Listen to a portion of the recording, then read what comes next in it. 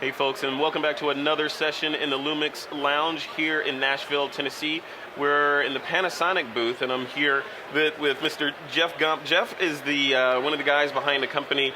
Actually, what is it? Gump Sports Photography, and we're specifically going to be talking about volume sports and that kind of genre of photography. Well, I want to talk to him about the tools that he uses, kind of the workflow, the artisanship behind the company, and all that good stuff. So, Jeff, welcome to the stage here. Thank you. How's it going? Well, you know, we're on day number 3 of the show. Yeah. Well, I've been here for 5 days already, so I'm pretty excited meeting so many great people. Yeah, and meeting a lot of great people. Yeah, this is good. So we got 30 minutes for this, so I want to dive right into it. So first of all, a little bit of background on you. So how did you get into photography? What's the kind of hero's origin story of Jeff Gump? Well, first of all, you need to know that I'm 50 years old, so we're back from there. I've been shooting pictures, high volume sports, since 1988. Mm-hmm. Just like a lot of the sports photographers out there, they get into the business because somebody they know is involved in a youth league, and they say, oh, hey, you should come and try to be the photographer. Of course, I was 25 years old at the time, and my education comes from Wolf Camera and Video out of Atlanta, Georgia, Chuck Wolf. Yeah. I worked for them for 5 years. I skipped right past college, put a camera in my hand, had some great teachers from Wolf Camera that taught me the rules of sales, how to communicate with people, and after hours, how to take good photos. Yeah. And then I left there, opened my own business, and I've had a lot of fun along the way. So, that's a good segue into business, right? So the business of action sports and volume sports and all this stuff. How, admittedly, I'm a novice at that area, so I don't know what the economics are behind the business. But is it a viable business these days with people with their iPhones, and they can go pick up one of these cameras themselves and get shots of their kids? How has that changed over the years versus in the old days when it was like, you got to, if you want a good shot of your kid, you need to go to a professional. How has it changed? Well, when digital photography came out, and you could see the picture on the back of the camera, when that happened, we all got a little nervous, the film guys. Yeah.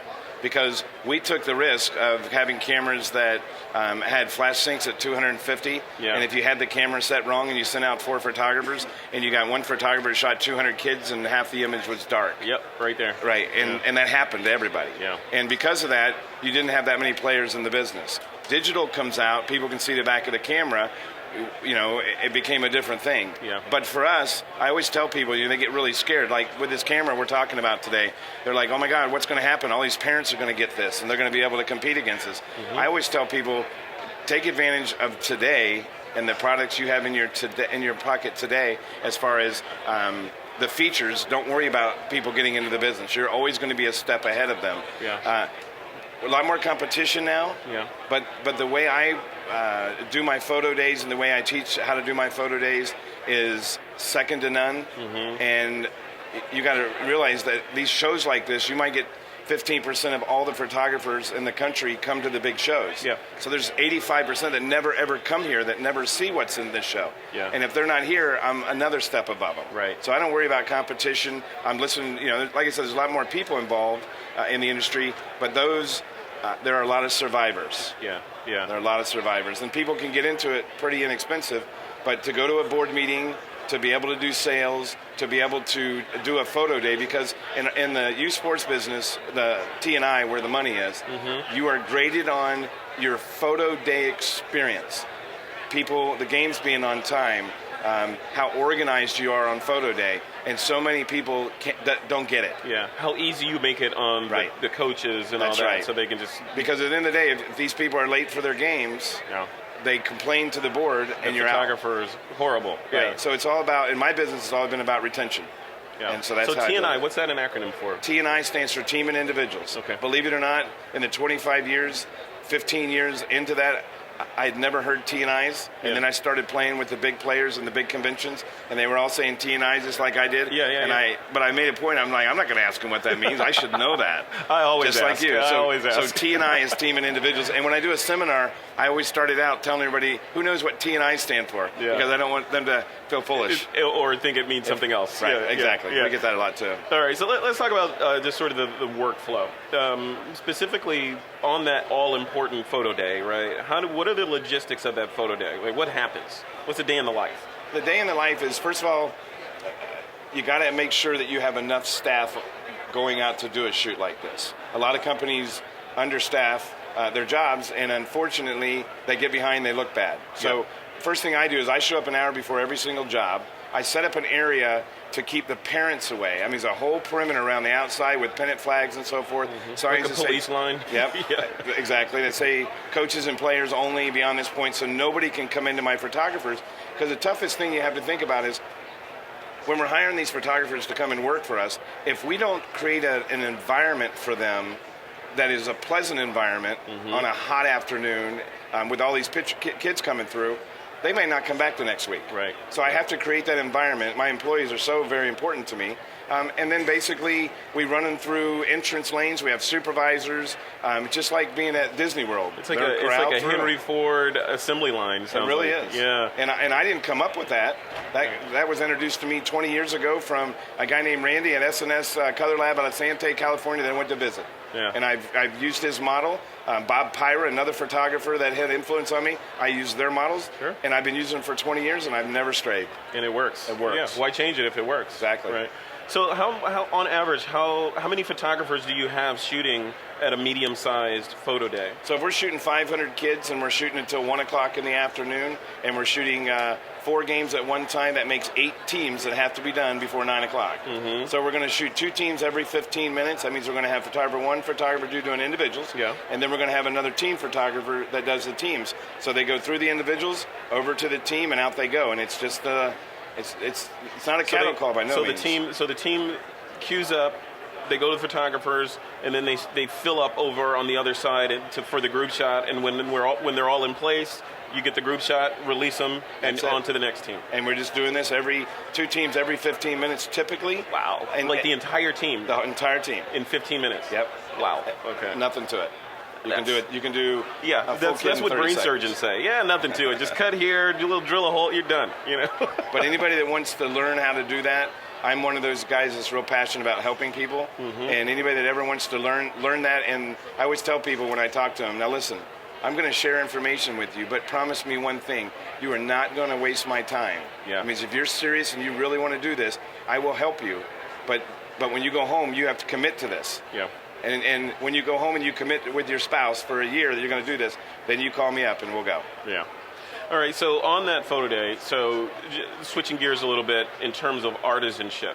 So if you're shooting an entire team in 15 minutes, other photographers will say, some like portrait photographers will say, there's no way you can be an artist or an artisan or apply artisanship to every single individual, including the team, if you're doing that many people in such a compressed amount of time. What do you say to those folks? They're absolutely correct. I don't preach. You're right. I don't preach that I'm an artist when it comes to that. But what I've done is I've gone in my business and I've created backgrounds, really nice sports backgrounds, instead of just shooting the trees in the backgrounds. Yep. Different than a lot of photographers is I use all studio lighting inside my 10 by 10 tents that I shoot them in. Okay. So I'm not shooting just camera on flash. Yeah. I'm shooting nice studio portraits with umbrellas, and I use repeatable. So you have a mark, get on the mark, the light's set, your camera's locked down, you're on up to the next step. And I have a pick a pose, which is like 4 different poses, and I let them pick whatever pose, because what I don't want is I don't want the same image year after year, like I've seen when I played sports with basically just holding the baseball bat. Yeah. So I give them cool shots. They can put the bat over their shoulder. They can do a little thing. Just creative things. Like Sports Illustrated type shots. Yeah. And then that's where we get a lot of our influence, believe it or not. Yeah. No, I would imagine. Yeah. Yeah, because that's what they want to see. They see that. They want to see their kids, and the kids want to see themselves like that. Absolutely. Right? Yeah. What about post-processing? So when you've got, I would imagine, gigabytes of images that now need to be touched by a human, right? Yes. How does that happen? Are you bringing them into Lightroom, or are there some proprietary software that you guys use? How does that work?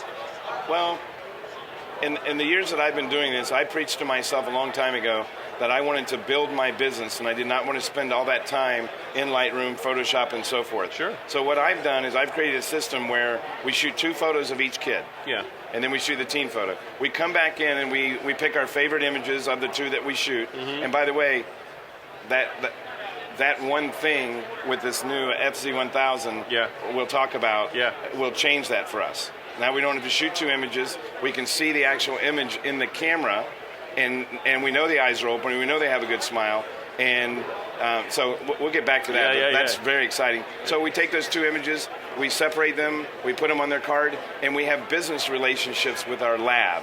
Okay. Mm-hmm. So with the lab that we send our stuff to, we let them do all the cropping, all the color correcting, everything. We don't have to touch these. So you offload that. That's good. Absolutely. Okay. We do not spend time behind the computer at all. I always wondered that, because are you shooting JPEG or RAW? All JPEG. See, I always wondered that, because in my head, I'm like, these guys are shooting raw, all that data, now they have to go in, they have to develop each image.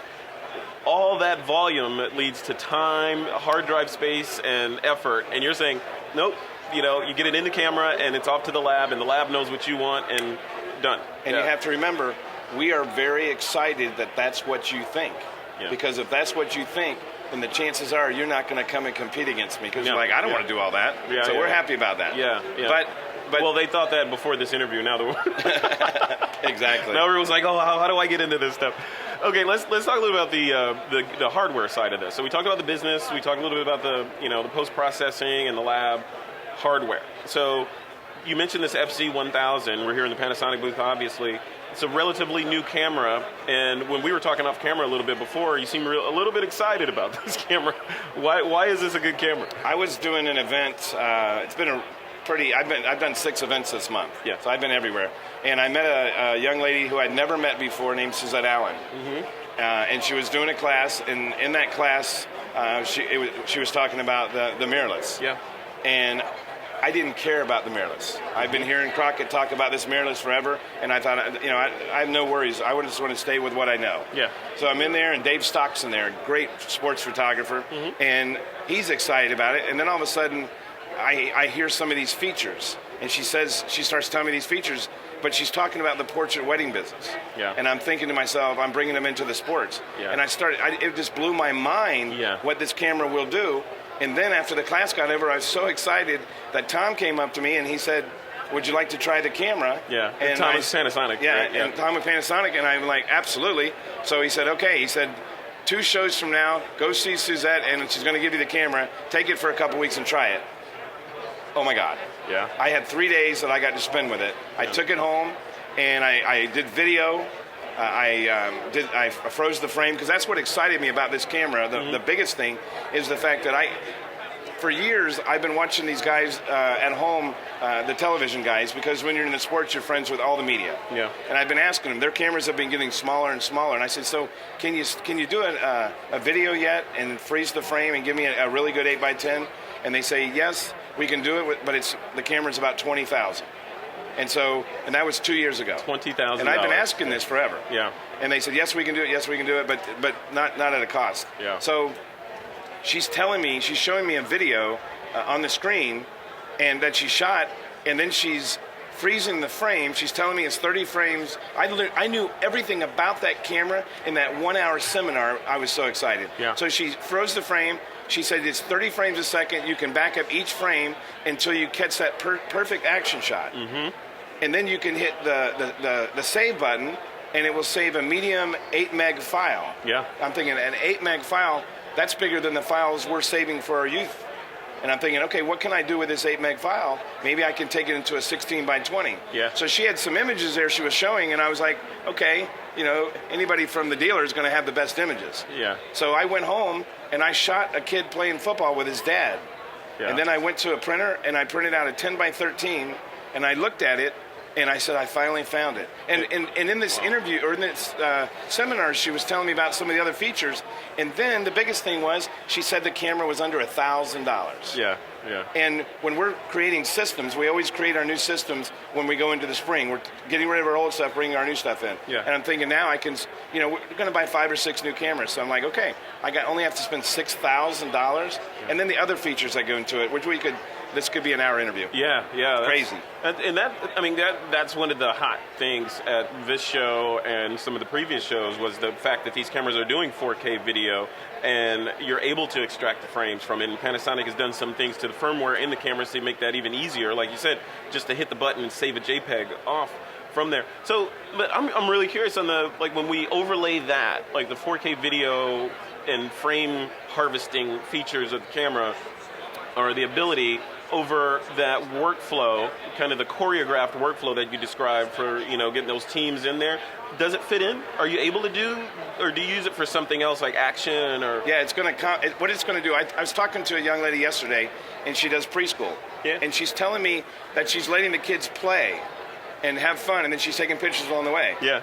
Now we're shooting video of the kid playing, and now you're not having to miss that shot. Now she can go back and get the perfect shot. She can save 6 images, put it on the contact sheet, show it to mom. Mom's looking at the best photos of the whole shoot. She doesn't know it's being done on video. Right. And the thing for the video that excited me was 2 things. Your school photographer can now, who's doing all these action sports, that school photographer can now send a college kid out to videotape this game, a soccer game on the field, instead of these 400 millimeter lenses, that you have to buy from the other manufacturers, and be a good photographer. And the camera is going to have to be a few $1,000s. Yep. Now we can use this camera, have them videotape it, okay? Because it's one of the only. It's crazy what I know in 19 days about this camera. Yeah. But I know it's one of the only cameras that does autofocus video. Yeah. So you could take it at 400, and it's optical. And it's going to track. Yeah. Right. And it's going to track, so you can actually lock in on it. It's crazy. Yeah. I've been traveling, like I said, for this last little while, and I can't wait to get home to use it. Yeah. And I have one. Yeah. And I'm not giving it up. Yeah. Tom's not getting it. My cold dead hands. Right? But what it does is it allows us to send out guys, if we're doing, let's just say we're doing high schools. So we can go out and send out our photographer. He can do the video. He brings the footage back. We look at it on the screen. The yearbook staffs need to have 8 or 10 good shots for the yearbook.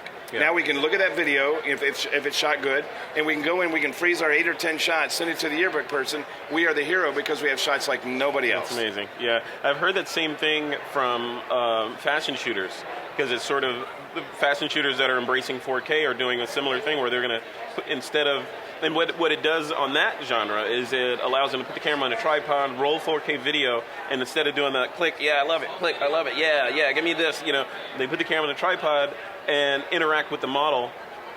Which is what we love to do. Yeah, with hot lights or LEDs or whatever, and then you're saying, okay, look that way a little bit, hold that for a second. Okay, now slowly look this way, and then they go back later and post and find the exact right frames with the hair doing exactly what they want, and they're off to the races. So, and it's exciting for us as far as the models go, but the models are going to love that. Yeah, they don't like to stop with these different shots. They like to just be a model. Yeah. And if you can go in and do this kind of a shoot in the models at half the time, and get even better results, they're going to be tickled to death. Yeah. And you can deliver a little clip to them too if you want of that, for Instagram. But back to the sports. Yeah. You're a sports photographer. Yeah, I'm sports. I don't do the models anymore. So back to the sports. So, until 14 days ago, I did not know what 4K was.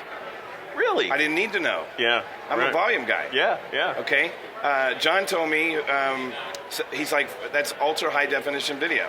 I didn't know what it was. I didn't know I needed to use a U3 card. Yeah. I never heard of a U3 card. Yeah. I didn't know any of this. Yeah, you're just saving JPEGs. That's all you needed. Yeah. And when we're at these shows and we're showing this camera, people are getting so excited. They're going on the web and they're buying these cameras from people just by the few features that we're talking. It's got a 25 to 400, 2.8 to f4 lens. Yeah.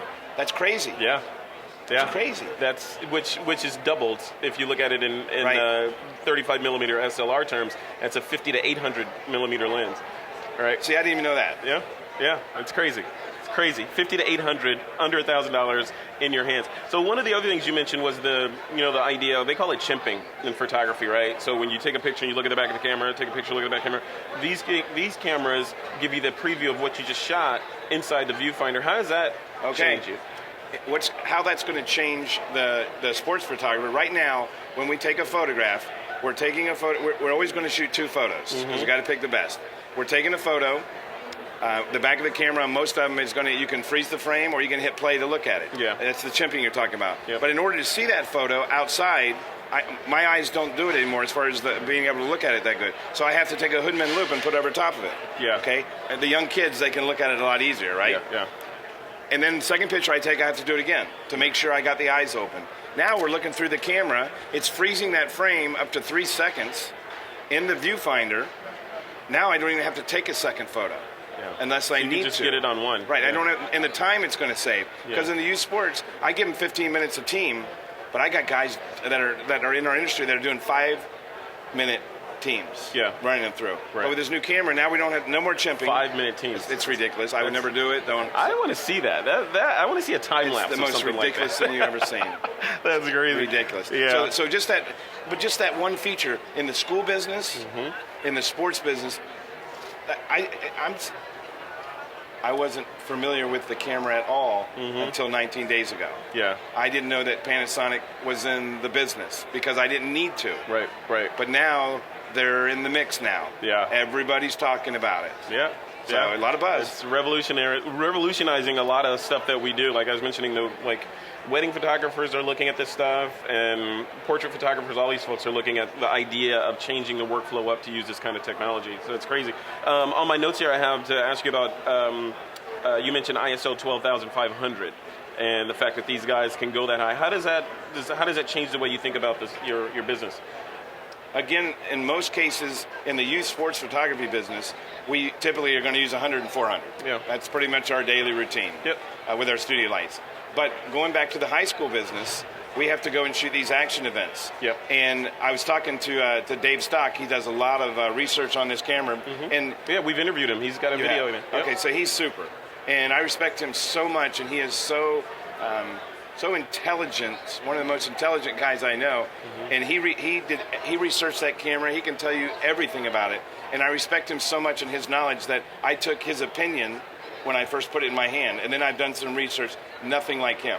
Yeah. But I know how he is. So when he took me, bring me back to my question, because I definitely 12,500. Okay, yeah. So when you go and you're shooting in a gym, typical high school gym, and you're shooting basketball. Again, you got these shooters that are on the floor looking up at the court.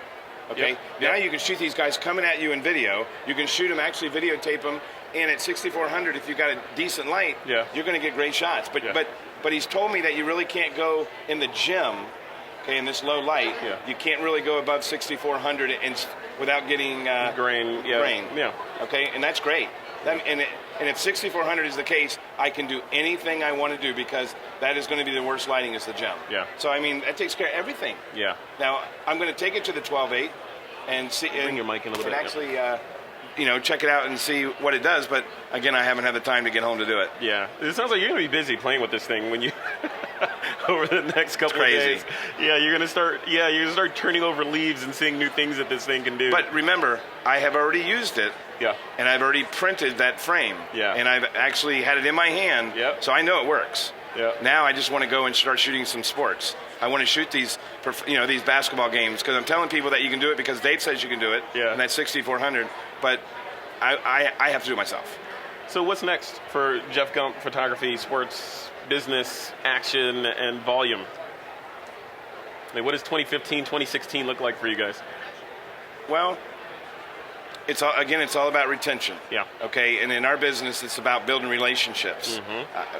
When we go out and do a typical shoot, a league of 500 kids, example, and we do about $30 average, we've got about a $15,000 day. Yeah. And you got 5 people behind us trying to take that business from us. Yeah. So it's all about retention. So I'm going to spend more time with the staff, helping them spend more time with the customer, not just deal with the customer, shoot them in the spring and in June, deliver the pictures, and then wait till next March to call them again. And do it again. I'm going to go out and have some people go out and shoot video of the team mom's kid. Yeah. And send her a video. Oh, it's very so cool. simple now. Very cool. We're going to really spend most of our time on retention with our staff. Again, as I mentioned, it's all about the photo day experience. Spend a little more time fine-tuning that, and then... What about social media? Have you guys given any thought to, a lot of kids are on Instagram and Facebook and all that stuff, obviously, delivering digital content to them that they can instantly share? Have you thought about that? What's going to happen there is because of the relationship I've built with Suzette, I'm going to spend some time with her during off-season and let her coach me. She's brilliant, yeah. Yeah, crazy great. Yep. So, she's a secret weapon. Yep. She really is. She really, and she's so appreciative about everything. She's like a rose, and again, I only met her 20 days ago too. Yeah, amazing. And we've both been doing this for years, so I'm really glad I met her. Always something new to learn in this industry, isn't it? Absolutely. Yeah. And again, the youth photography business is not an easy business to get in. Yeah. Okay, and it takes a team. You got your wedding and portrait guys. It's a husband and wife, or it's the guy or the girl by herself. This is a team effort. Yeah. Any shoot that you do of size has to have 6 people. Wow. Okay, it's not just a small thing. Yeah. And I've been very fortunate. I've built some great relationships within the PPA industry. And I've been able to educate. I mean, I had 42 people in my one-day class 2 days ago. Yeah. And now I have 42 more friends. Wow. You know, and it's and just it will great. only continue to grow. Right. Jeff, It's awesome. thank you for coming on, man. Absolutely. It's a pleasure. You know, very educational, insightful, and you know, your enthusiasm for the business overall and for the hardware, it's contagious. You know. Well, what I'd like to do is at another date, after I use it, and figure everything out, I'd like to come back and do this again and let you know how it went. Absolutely. What's a URL, your website, where people can go to check out your work? It's gumpsportsphoto.com. Gumpsportsphoto.com. So that's correct. Excellent. All right, guys, that's it for this episode. We'll be back for more in a little bit. You can check out this video and all the other ones we're doing here in Nashville over at lumixlounge.com. My name is Frederick Van Johnson. We'll see you in the next session.